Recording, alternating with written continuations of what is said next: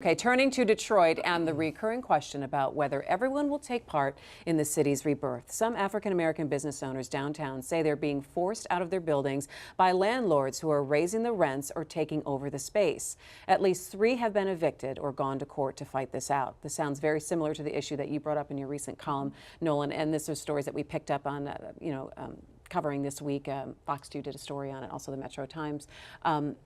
You've got a small amount of cases, but the perception of this can be damaging. I mean, yeah, you keep hearing people mentioning Black Bottom, which is a very raw piece of our history in Detroit, where African Americans were forced out of a thriving business district by the freeway, and now they seem to be, some are getting forced out by sort of this rejuvenation of Detroit. They're not quite the businesses everyone or the folks who are developing the city want to see here. And I would caution that if you push out these long-standing businesses, if you don't find a place for these mom and pop folks who've been there forever, you sort of lose the character of downtown that's drawing people in the first place. You lose that sort of grit and unusual quality, unique quality that Detroit has if everything's going to be, a upscale chain restaurant instead of, some of the little mom and pop places that have survived here against the odds for decades. And people feel that they're just not part of it or not part of the process. Well, yeah, I mean, and this is a market phenomenon, right? The market in downtown Detroit has been nothing for a really long time, which meant that space could be had very cheaply, which meant if you wanted to live there, you could pay far below what you would pay in another city to live in the central business district. The market's picking up and it's moving in the right direction. We need downtown to be able to sustain market rates for these places, but you also have to mitigate against that word that we all keep using and throwing around, gentrification, that drives out businesses that couldn't necessarily afford to pay those rates. And government has a role to play here that I think is not being pursued as robustly as it should. Government is the mitigator between the market and those people on the lower end of the economic scale.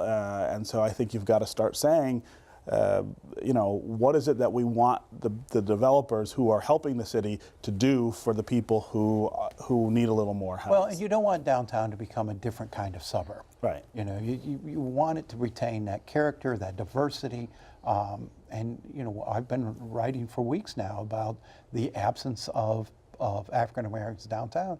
I think it's an issue we have to pay attention to in this town. Okay, so you're writing about it and we're talking about it, and it's come up in several different layers now. Mm-hmm. So where is the conversation taking you? What are you hearing? Well, the Chamber is going to do at its winter policy conference on February 26th. We're going to do a session on it and try to, just see where people are in terms of the business community. And I know the business community is also concerned. I mean, nobody wants this segregation has always plagued our community. A lot of it's self-segregation, but nobody wants it to continue. And, we want to look like other big cities.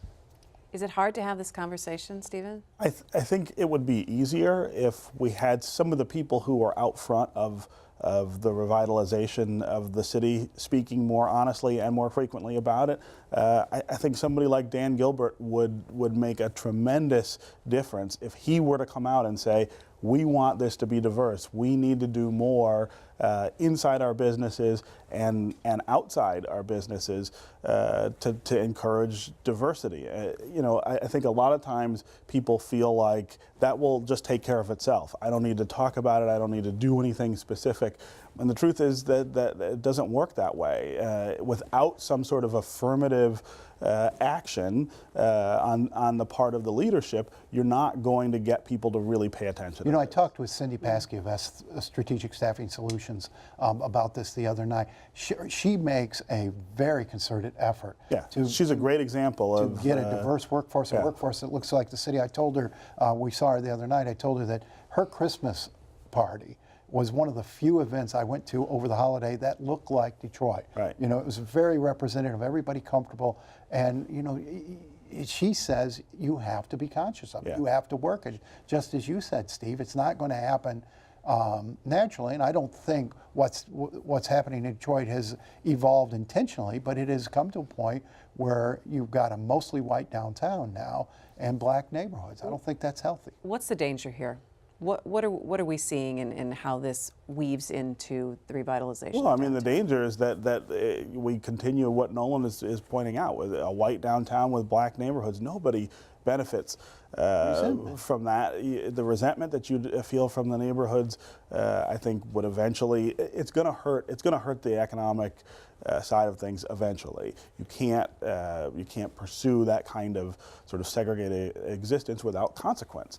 And you know, Cindy Paskey is a good example of somebody who not only does it but also talks about it, is upfront and really verbal about it. I think we need more of the leadership downtown to confront it that way. Last 10 seconds, Nolan. You know, again, I don't think we want to make this a friction point, and every time you talk about it, people say, oh gosh, you want set-asides, you want affirmative action, you want more government programs. No, I just want folks to be aware of that. I believe in the market, and I think the market should be free, but I think within a free market, we can do the things we need to do to create a more diverse downtown.